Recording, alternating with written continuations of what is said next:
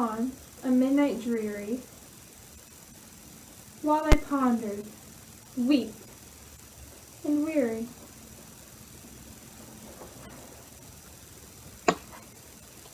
Over many a quaint and curious volume of forgotten lore. While I nodded, nearly napping, suddenly there came a tapping, as of someone gently rapping at my chamber door. "'Tis some visitor," I muttered, tapping at my chamber door. Only this, and nothing more. Ah, distinctly I remember it was in the bleak December, and each separate dying ember wrought its ghost upon the floor. Eagerly I wished the morrow, vainly I had sought to borrow from my books I surcease of sorrow. Sorrow for the lost Lenore, for the rare and radiant maiden whom the angels name Lenore. Nameless here, forevermore.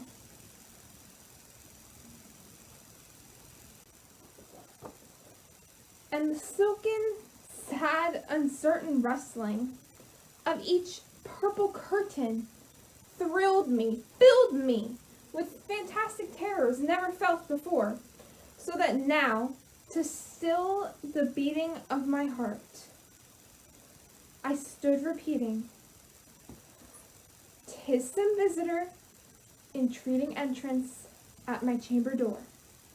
Some late visitor entreating entrance at my chamber door."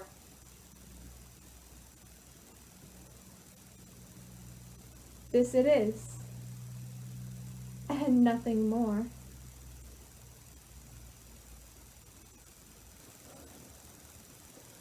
Presently, my soul grew stronger, hesitating then no longer. "Sir," said I, "or madame, truly your forgiveness I implore. But the fact is, I was napping, and so gently you came rapping, and so faintly you came tapping at my chamber door, that I scarce was sure I heard you. Here I opened wide the door.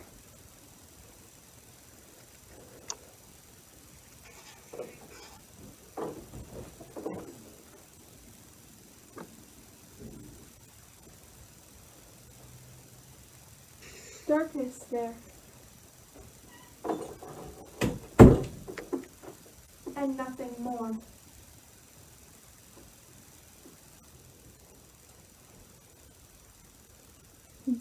Deep into that darkness peering, long I stood there wondering, fearing, doubting, Dreaming dreams no mortal ever dared to dream before. but the silence was unbroken, and the stillness gave no token, and the only word there spoken was the whispered word,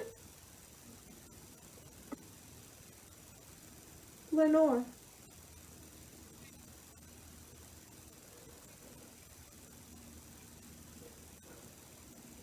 This I whispered, and an echo murmured back the word, "Lenore!"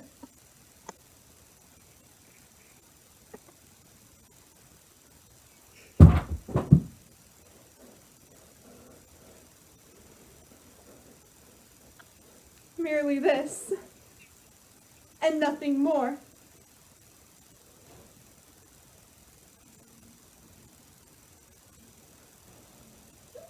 back into my chamber turning, all my soul within me burning.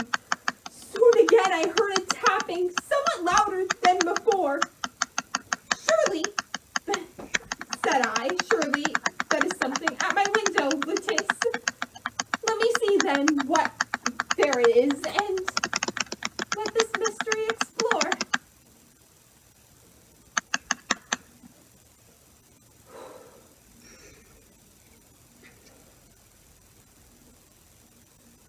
Let my heart be still a moment, and let this mystery explore.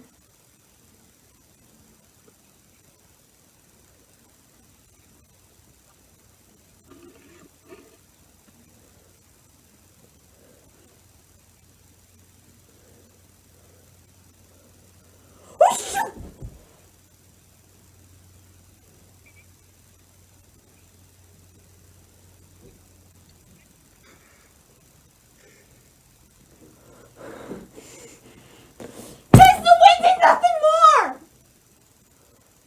Open here, I flung the shutter, wind with many a flirt and flutter. In here stepped a stately raven of the saintly days of yore. Not the least obeisance made he, not a minute stopped or stayed he,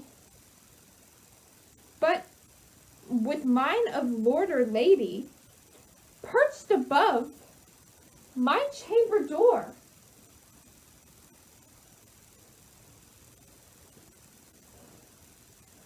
Perched upon a bust of Pallas, just above my chamber door. Perched and sat, and nothing more. Then this ebony bird beguiling my sad fancy into smiling by the grave and stern decorum of the countenance it wore. Thou thy crest be shorn and shaven now, I said. Art sure no craven? Ghastly, grim, and ancient raven, wandering from the nightly shore? Tell me what thy lordly name is on the night's Plutonian shore. Quoth the raven.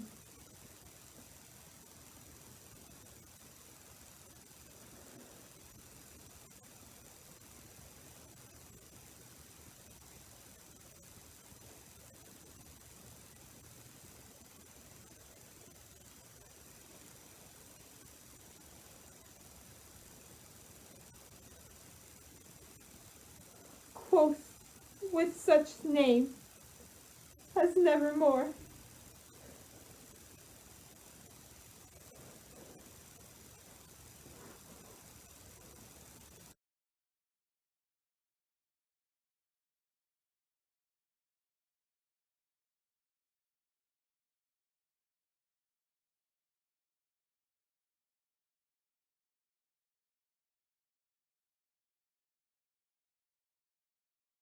Nevermore.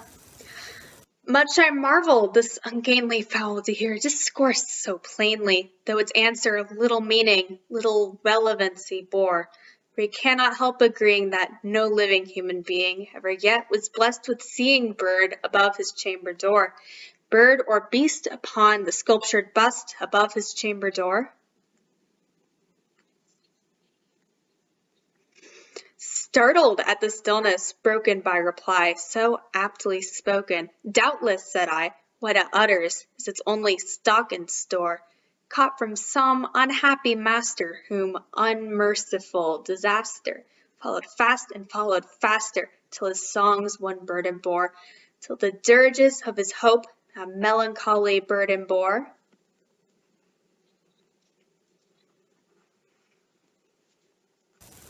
But the raven, still beguiling all my fancy into smiling. Straight I wheeled a cushioned seat in front of bird and bust and door. Then upon the velvet sinking, I betook myself to linking fancy unto fancy, thinking, what this ominous bird of yore? What this grim, ungainly, ghastly, gaunt, and ominous bird of yore? Meant in croaking, nevermore. This I sat, engaged in guessing, but no syllable expressing. To the fowl whose fiery eyes now burned into my bosom's core. This and more I sat divining, with my head at ease reclining on the cushion's velvet lining, at the lamplight gloated o'er, but whose velvet violet lining with the lamplight gloating o'er, she shall press, nevermore.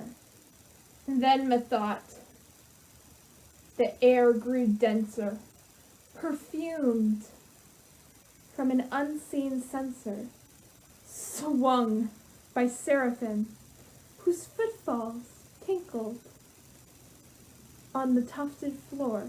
Wretch! I cried. Thy God hath lent thee. By these angels he hath sent thee respite, and nepenthe from the memories of Lenore. Quaff, oh quaff, this kind nepenthe, and forget this lost Lenore. Quoth the raven, nevermore. Prophet, said I, thing of evil, prophet still, if bird or devil, whether tempter sent, or whether tempest tossed thee here ashore, desolate yet all undaunted, on this desert land enchanted, on this home by horror haunted, tell me truly, I implore, is there balm in Gilead? Tell me, I implore. Nevermore. Prophet, said I, thing of evil, prophet still if bird or devil, by that heaven that bends above us, by that God we both adore, tell this soul with sorrow laden, if within the distant Aidenn shall clasp a sainted maiden, whom the angels name Lenore. Clasp a rare and radiant maiden, whom the angels name Lenore. Nevermore. Be that our word, their sign imparting, bird or fiend, I shrieked up, starting. Get thee back into the tempest of the night's Plutonian shore.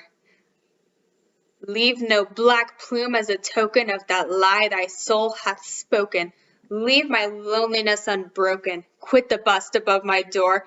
Take thy beak from out my heart, and take thy form from off my door. Nevermore.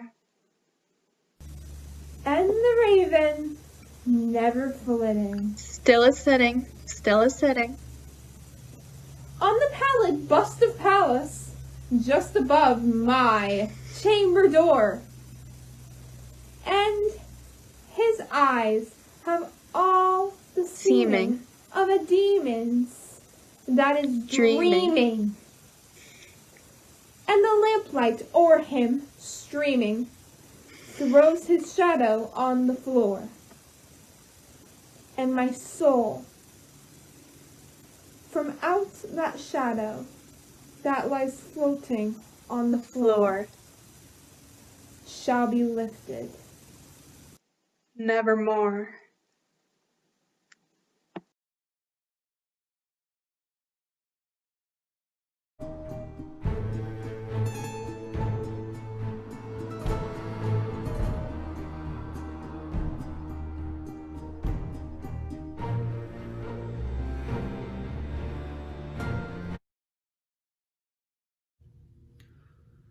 To be buried alive is truly one of the worst things a person can go through. Allow me to tell you some horrifying stories of living entombment. In the city of Baltimore, a young woman was seized with a sudden and unaccountable illness, which completely baffled the skills of her physicians. After much suffering, she passed away. The funeral was hastened on account of the rapid advance of what was supposed to be decomposition. The lady was deposited into her family vault and stayed there for 3 undisturbed years.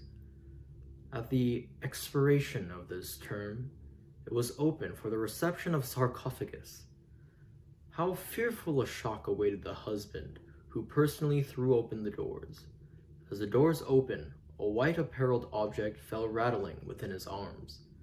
It was the skeleton of his wife in her yet unmolded shroud. A careful investigation rendered it evident that she had revived within 2 days after her entombment, that her struggles within the coffin had caused it to fall from the ledge to the floor, where it was so broken as to permit her escape. Hello? Is anybody there? On the utmost of the steps, which led down into the dread chamber, was a large fragment of the coffin, No. with which it seemed that she died. No, please. Please, somebody let me out. Please. Through sheer terror, she fell, and while falling, she became entangled in some ironwork, which projected interiorly. There she remained, and there she rotted, standing.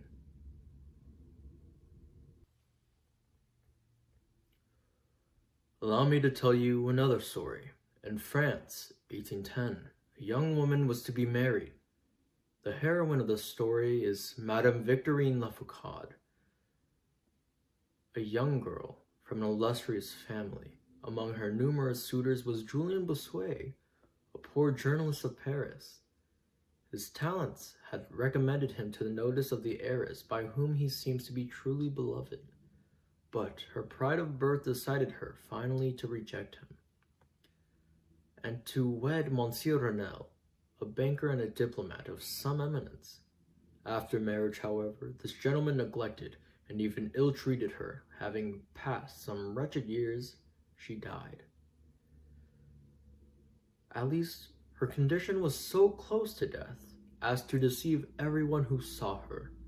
She was buried not in a vault, but in an ordinary grave in the village of her nativity. Filled with despair and still inflamed by the memory of a profound attachment, the lover Bossuet journeys from the capital to the remote village with the romantic purpose of disinterring the corpse and possessing himself of its luxurious tresses. He reaches the grave at midnight. He unearths the coffin. He opens it and is in the act of detaching her hair when he is arrested by the unclosing of the beloved eyes. In fact, the lady had been buried alive. You're alive? Where am I? Vitality had not altogether departed, and she was awakened by the caressing of her lover. He bore her frantically to his lodgings, and he used powerful restoratives suggested by no little medical learning. She revived and recognized her preserver. She remained with him until she fully recovered her original health. Her heart was not adamant, and this last lesson of love sufficed to soften it. She returned no more to her husband, but concealed from him her resurrection. She fled with her lover to America. 20 years afterwards, the two returned to France, in the persuasion that time had so greatly altered the lady's appearance that her friends would be unable to recognize her. They were mistaken, however, for the first meeting, Monsieur Renel did recognize her. Victorine? That's my wife. We vowed until death do us part. And it did.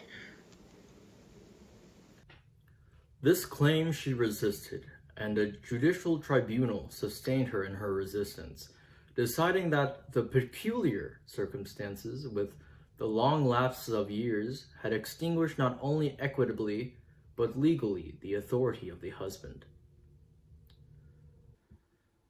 This next story occurred in 1831 and created at the time a very profound sensation. The patient, Mr. Edward Stapleton, had died, apparently of a fever. Upon his seeming decease, his friends were requested to sanction a post-mortem examination, but declined. As often happens when refused, the practitioners resolved to disinter the body and dissect it in private. Arrangements were made with some body snatchers, and upon the third night after the funeral, the supposed corpse was unearthed from the grave and deposited in the opening chamber of one of the private hospitals. An incision had been made in the abdomen when the fresh and undecayed appearance of the subject suggested an application of the battery. It grew late, and it was thought expedient at length to proceed at once to the dissection. A student, however, was especially desirous of testing a theory of his own, and insisted upon applying the battery to one of the pectoral muscles. A rough gash was made, and a wire hastily brought in contact, when the patient, with a hurried but quite convulsive movement, rose from the table, stepped into the middle of the floor, and gazed about him uneasily for a few seconds, and then he spoke. "I'm alive." What he said was almost unintelligible, but words were uttered. Having spoken, he fell heavily to the floor. It was seen that Mr. Stapleton was alive. Although in a swoon, unfortunately, he revived and was rapidly restored to health and to the society of his friends. The most thrilling part of this incident, nevertheless, involves in what Mr. Stapleton himself asserts. He declares that he was aware of everything which happened to him, from the moment in which he was pronounced dead by his physicians, to the moment the first incision was made. He felt it all.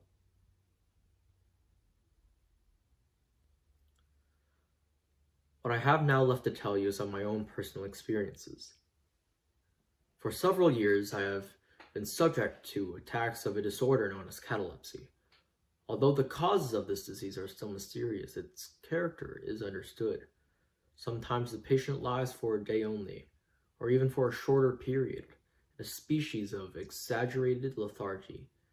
They are senseless and externally motionless, but the pulsation of the heart is still detectable and a weak breath is present. Catalepsy leaves the victim in a state almost indistinguishable from death. Very usually they are saved from premature interment solely by the knowledge of their friends that they have been previously subject to catalepsy. My own case resembles those mentioned in medical books.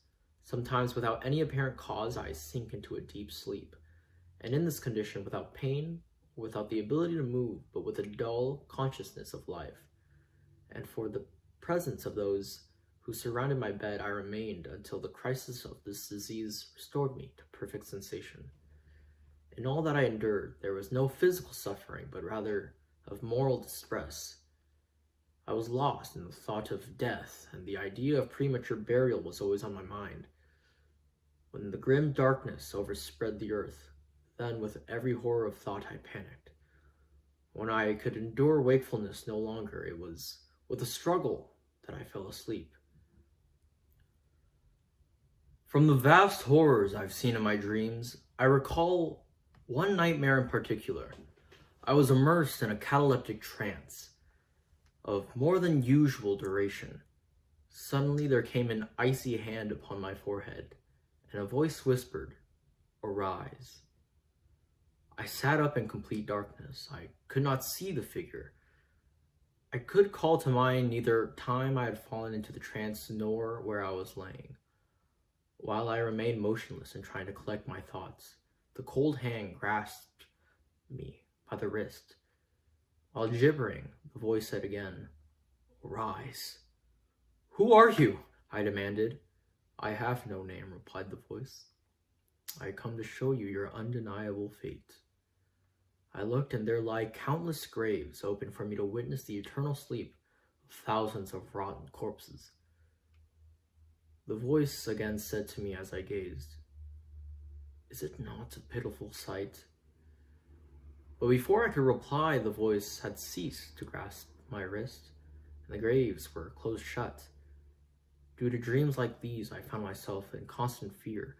I used to be able to leave home, but now I can't even dream of it. I fear my friends might try to bury me when I fall asleep.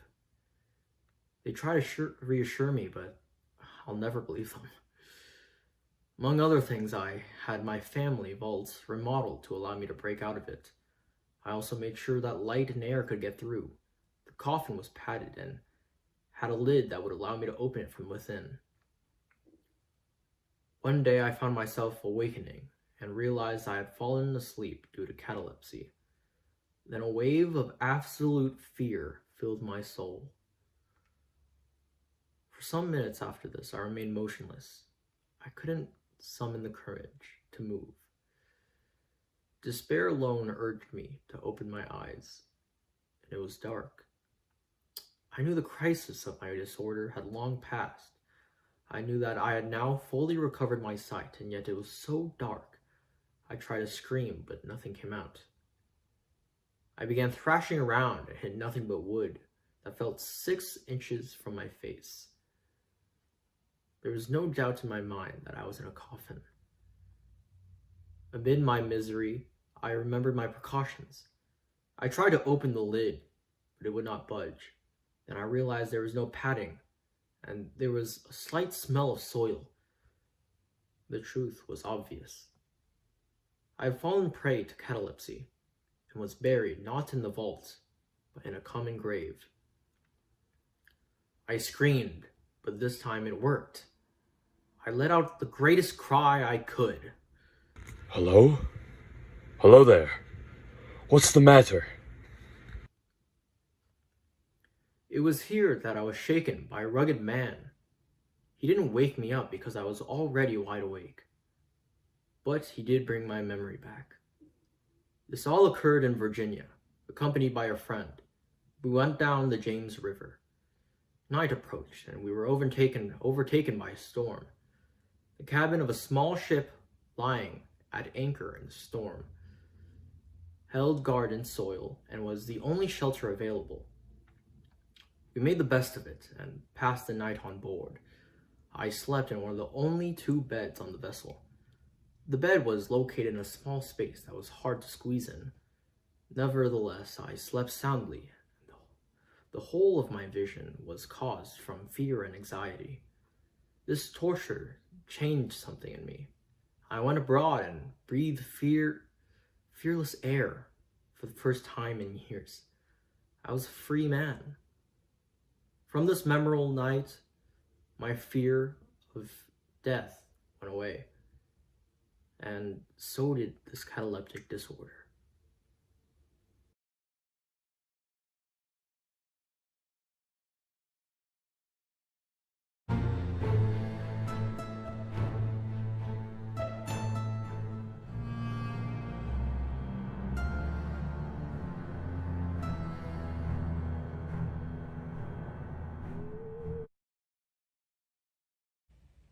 I cannot, for my soul, remember how, when, or even precisely where I first became acquainted with the Lady Ligeia, or have never known the paternal name of her who was my friend and my betrothed, the partner of my studies, and finally, the wife of my bosom.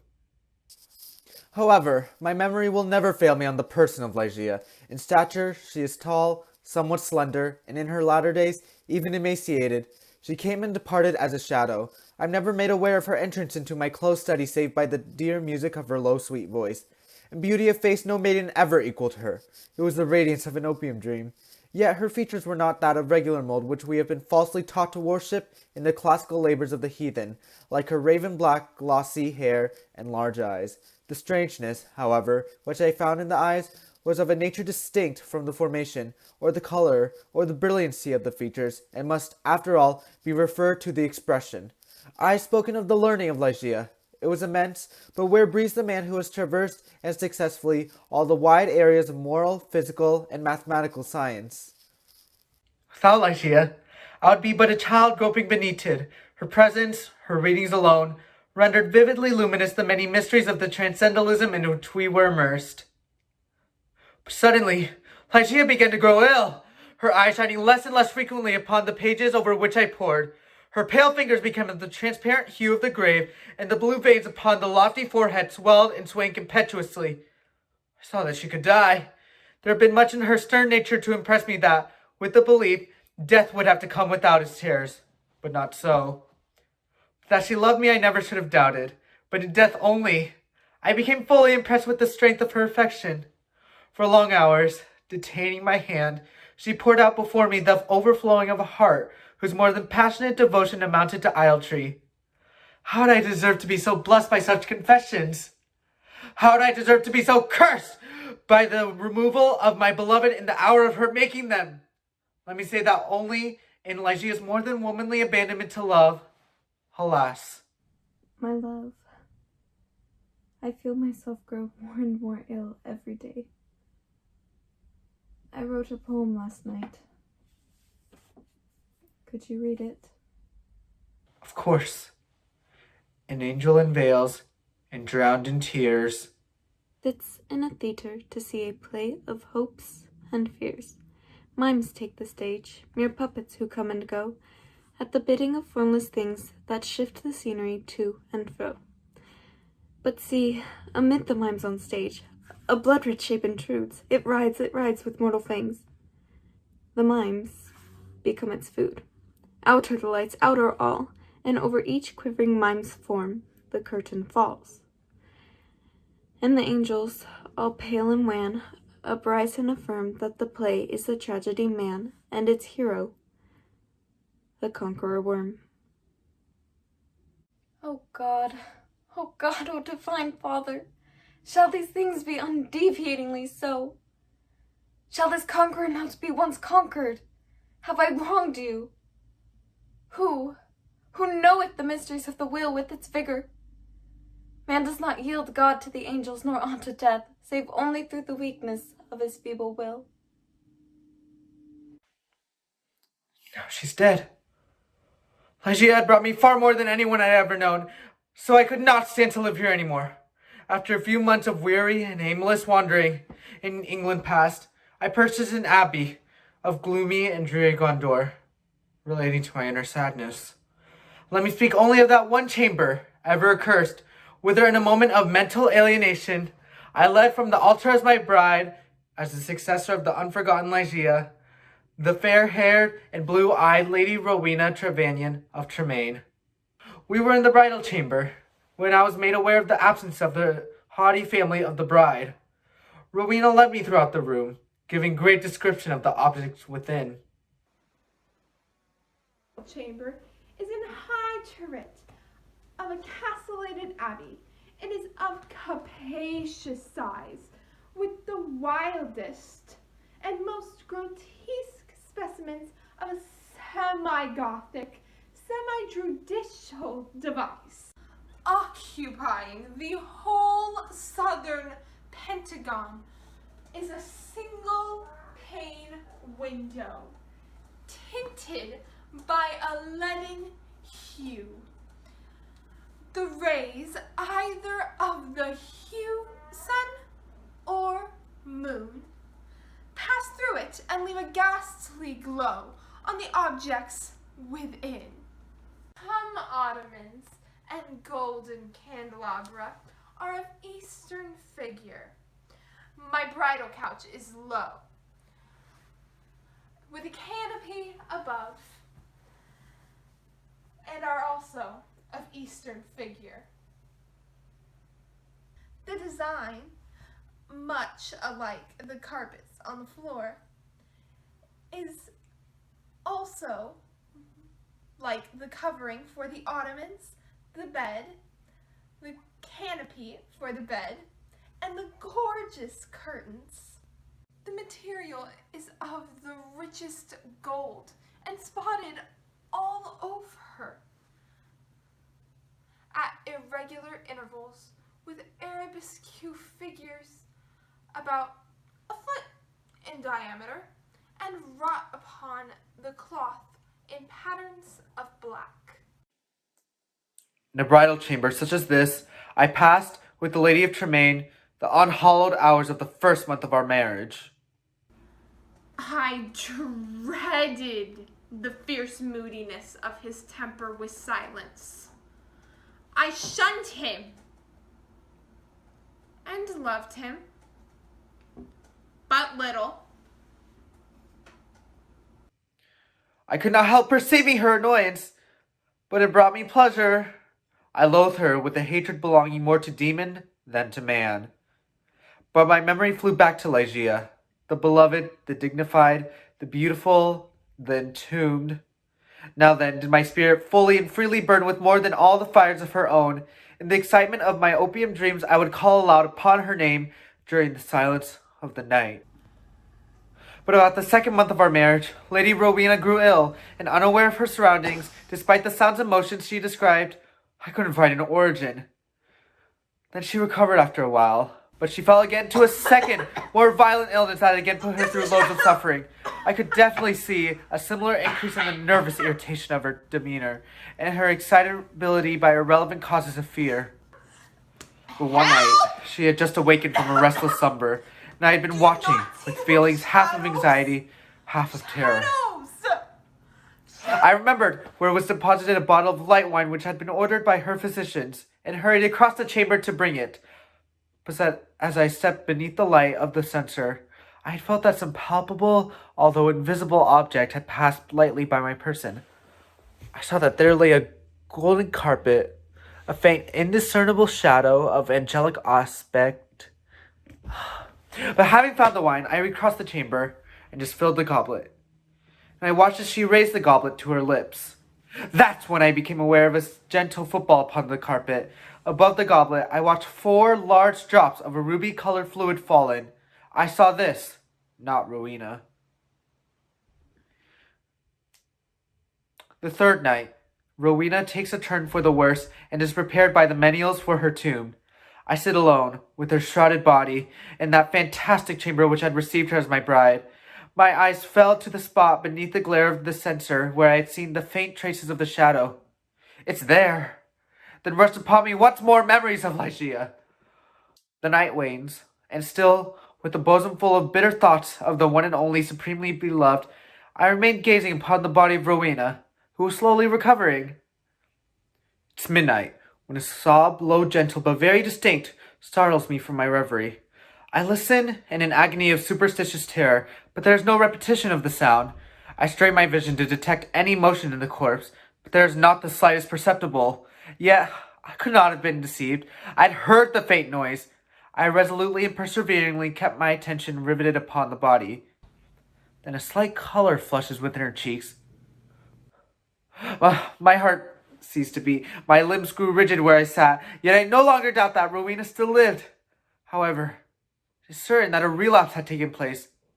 The color is disappearing from her cheeks, and her lips are left shriveled in an expression of death. A cold clamminess took her once again. I fell back against the couch, startlingly aroused, and again gave myself up to visions of Ligeia. An hour thus elapsed, when I was a second time aware of some vague sound issuing from the region of the bed. Lady Rowena lived, so twice the effort I betook myself to the task of restoration. Chafing and bathing the temples of the hands, I used every exertion which experience. But suddenly, the color fled, the pulsation ceased, the lips resumed the expression of the dead, and in an instant afterward, the whole body took upon itself the icy chilliness, the livid hue, the intense rigidity, the sunken outline, and all the loathsome peculiarities of which that has been, for many days, a tenant of the tomb, and again. But then again, I sunk to visions of Ligeia, and again there reached my ears a low sob from the region of the bed. Hopefully this great part of the fearful night had gone away. And she who had been dead once again stirred. And now, more vigorously than hitherto. I may have imagined 2 voices, one low and melodic, the other of Rowena. The hues of life flushed up with unwonted energy into the countenance, the limbs relaxed, and the bandages of the grave still imparted their charnel characters to the figure. I might have dreamed that Rowena had indeed shaken off, utterly the fetters of death. But if this idea was not altogether adopted, I could at least doubt no longer. I arise from the bed and approach the now moving and shrouded body. I stir not. The stature, the demeanor of the figure paralyzes me into stone. I stir not, but gaze upon the apparition. There is an unappeasable disorder in my thoughts. Could it be that indeed the living Rowena who is confronting me? Could it indeed be Rowena at all? The fair-haired, the blue-eyed Lady Rowena of Tremaine? Why? Why should I doubt it? The bandage lies heavily about the mouth, the cheeks are roses added in her noon of life, and the chin, with its dimples, as in health, might it not be hers? Had Rowena grown taller? Dark hair streams forth into the rushing atmosphere of the chamber. Here then, at last, can I never be mistaken? These are the full and the black and the wild eyes, hair blacker than the raven wings of my lost love, of the lady, Ligeia.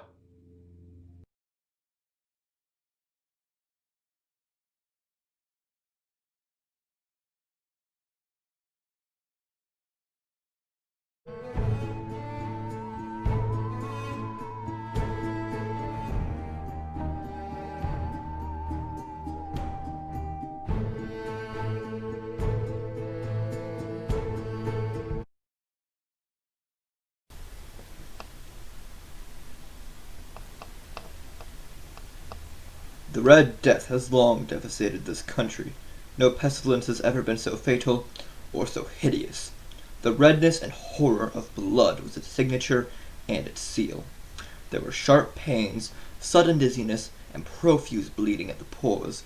With dissolution, the disease infected, developed, and terminated the victim within half an hour of taking residence inside. Prince Prospero has secluded himself inside the castle with 1,000 of his royal, light-hearted friends.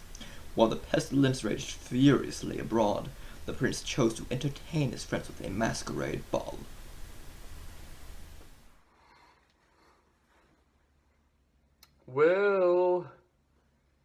William?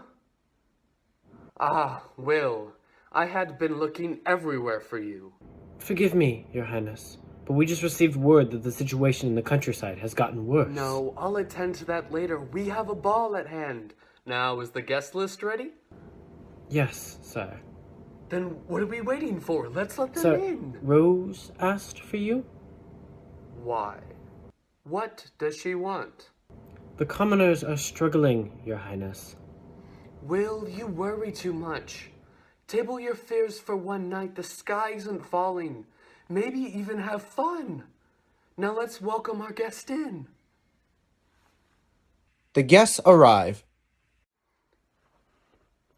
Oh, Diane, come in. How are you doing? Oh, you look beautiful in that dress. There's a jester that way. Oh, John, it's been a fortnight since I've seen you last. Come on in. Oh, you're looking great.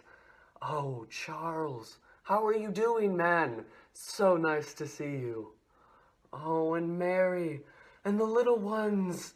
Oh, they're so adorable. Come on in. You look lovely tonight. Will, why do you look so sour? We have appearances to keep up, man. Oh, Rose. Rose, how are you doing? Oh, it's so nice to see you. Your Highness. Oh, Rose, don't you and Will have stuff to catch up on? Yeah, Hector. No, wait.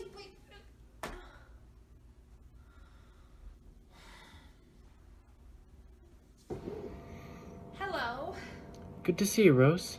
How's the church? Honestly, it's bad, Will. Ever since you left, the plague has gotten worse. It can't be that bad. It's spreading, and the prince is doing nothing. Have you told him what is happening? He will hear nothing of it. I tried. Will, listen to me. The countryside is ravaged. Right before they die, there's talk of some sort of cloaked figure, a grim reaper of sorts. It's dreadful, but... Please, try and speak with him. Of course. What did you do to Will? He looks distraught. Cousin, I told him the truth. That's what? You're a bad omen? People are dying. We need to do something. What? Forget about the people. What about me? Don't I deserve this party? How dare you? Forgive me. No, you and your vagabond can leave. I came alone. Then who's that? Identify yourself.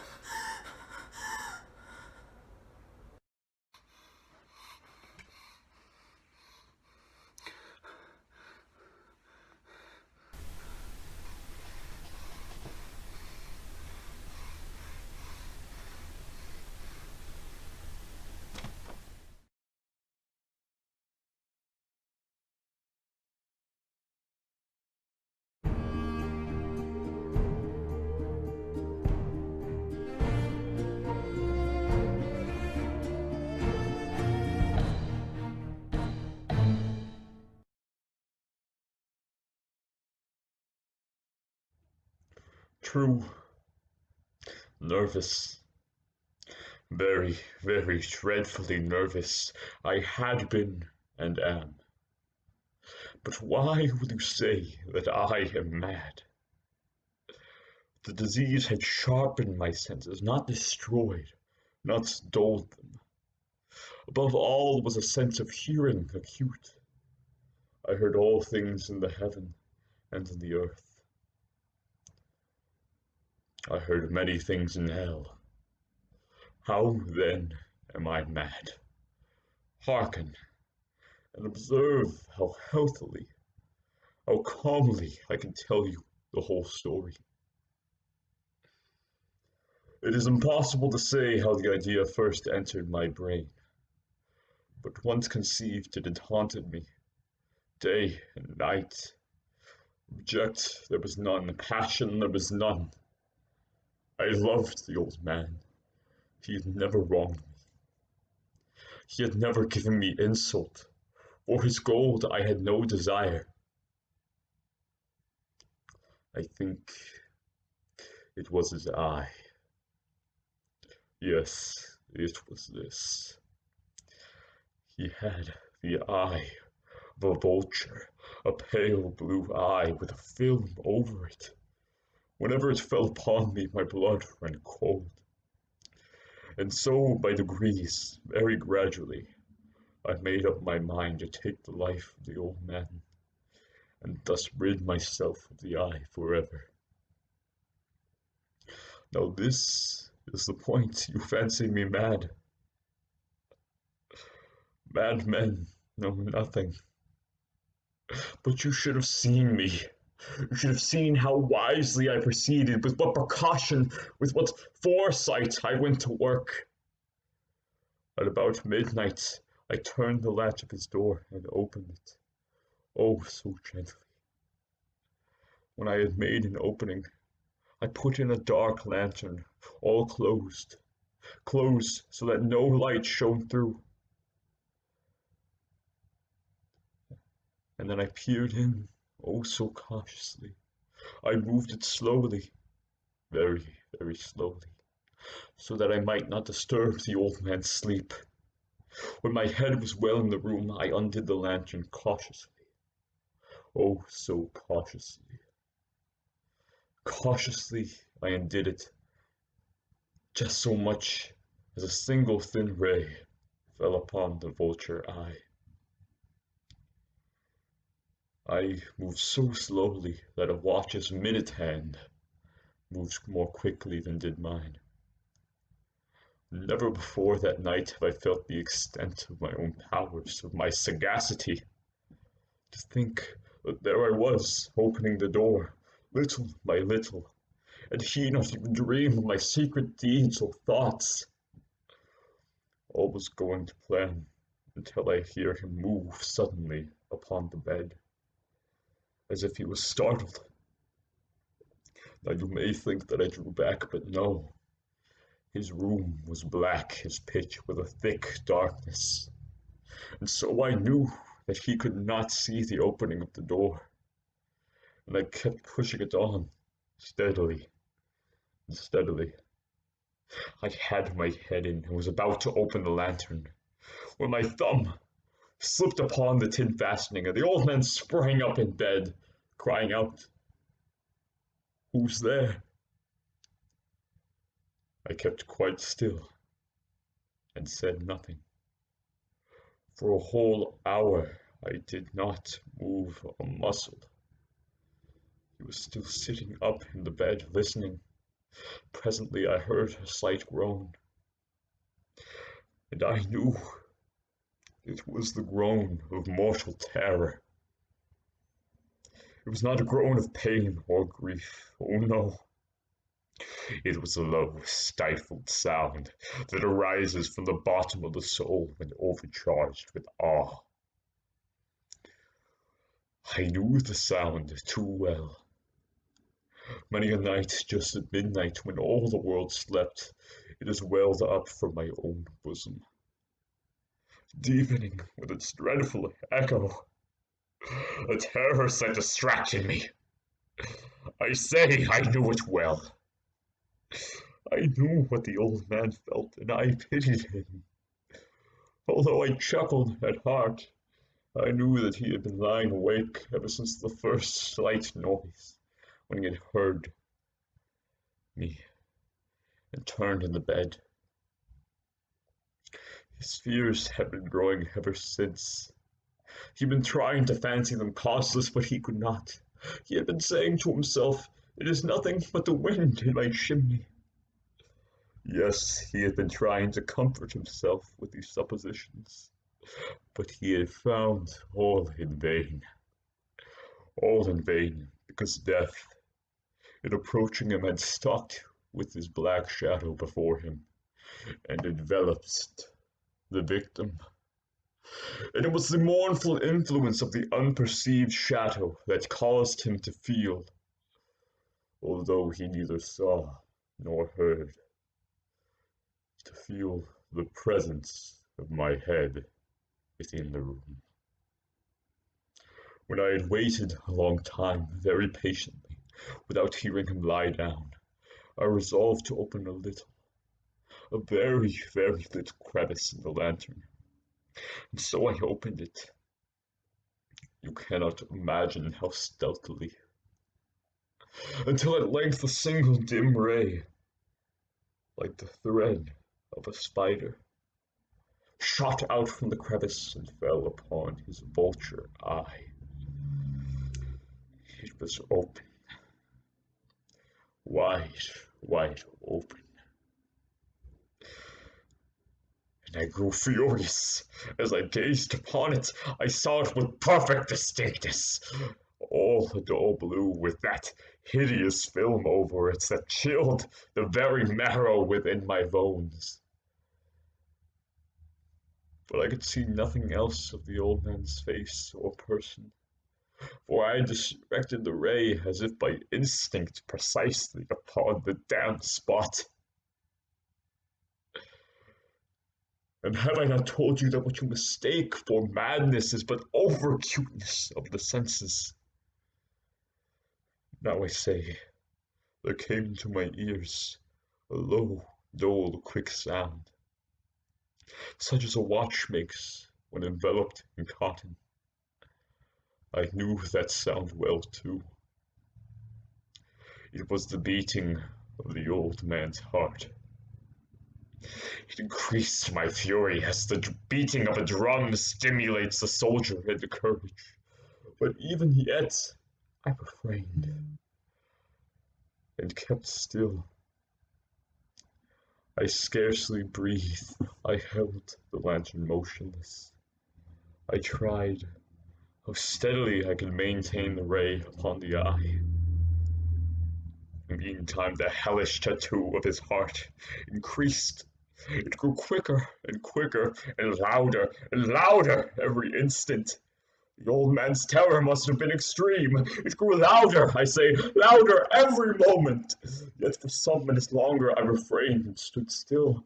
But the beating grew louder and louder. I thought the man's heart must burst. A new anxiety had seized me. The sound might have been heard by a neighbor. The old man's hour had come. With a loud yell, I threw open the lantern and leaped into the room. He shrieked once, but once only. In an instant, I dragged him to the floor and pulled the heavy bed over him. And at length, it ceased. The old man was dead. I removed the bed and examined the corpse. Yes, he was dead. I placed my hand upon the heart, and I held it there for many minutes. There was no pulsation. He was stone dead. His eye would trouble me no more. If you still think me mad, you will think so no longer when I describe the wise precautions I took for the concealment of the body. The night waned, and I worked hastily, but in silence. Worst of all, I dismembered the corpse. I then took up 3 planks from the flooring of the chamber and deposited all of the pieces of the body between the scantlings. I then replaced the boards so cleverly and so cunningly that no human eye, not even his, could have detected anything wrong. There was nothing to wash out, no stain of any kind, no blood spot whatsoever. I had been too wary for that. A tub had cut all. When I had made an end of these labors, it was 4 o'clock, still dark as midnight. As the bell sounded the hour, there came a knocking at the street door. I went down to open it with a light heart, for what had I to fear now? It was there. I saw 2 men outside my door. Good evening, sir. We received a call from your neighbor about some kind of shriek. We came by to make sure no foul play has been aroused. Would you mind if we had a look around?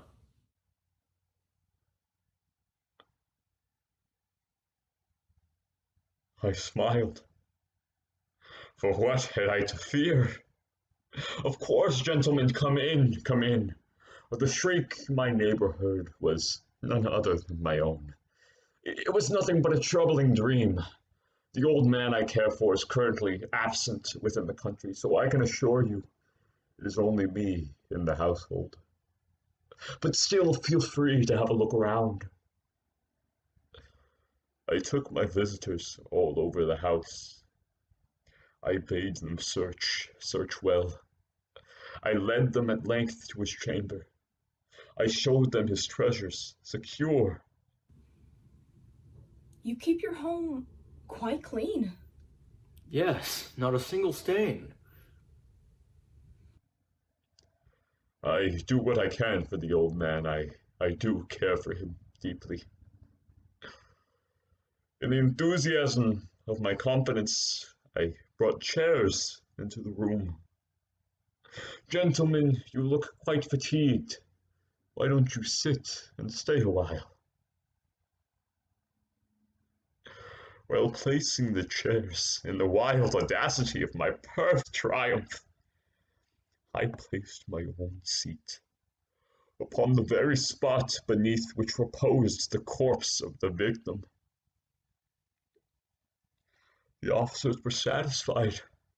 My manner had convinced them. I was singularly at ease. They sat, and while I answered cheerily, they chatted of familiar things. But ere long, I felt myself getting pale, and I wished them were gone. My head ached, and I fancied a ringing in my ears, but still they sat and chatted. The ringing became more distinct and then continued, and it became even more distinct. I talked more freely to get rid of the feeling, but it continued and gained definiteness until at length I found the noise was not within my ears. No doubt I now grew very pale, but I talked more fluently and with a heightened voice, yet the sound increased, and what could I do? It was a low, dull, quick sound, such as a watch makes when enveloped in cotton. I gasped for breath, and yet the officers heard it not. I talked more quickly, more vehemently, but the noise steadily increased. I arose and argued about trifles in a high-key tone with violent gesticulations, but the noise steadily increased. Why would they not be gone? I paced to and fro with heavy strides, as if excited to fury the observations of the men, but the noise steadily increased. Oh God, what could I do? I foamed, I raved, I swore, I swung the chair upon which I had been sitting, and grated it upon the boards, but the noise arose over all and continually increased. It grew louder and louder, and still the men chatted pleasantly and smiled. Was it possible they heard not? No! No, Almighty God! They heard! They suspected! They knew! They were making a mockery of my horror. This I thought, and this I think, but anything was better than this agony! Anything was more tolerable than this derision! I could bear those sepulchral smiles no longer. I felt that I must scream or die, and now again, hark! Louder! Louder! Louder! Well, I believe we've seen everything we need to see. Thank you for your hospitality, sir. Villains! Dissemble no more! I admit the deed! Tear off the plates! Here it is! The beating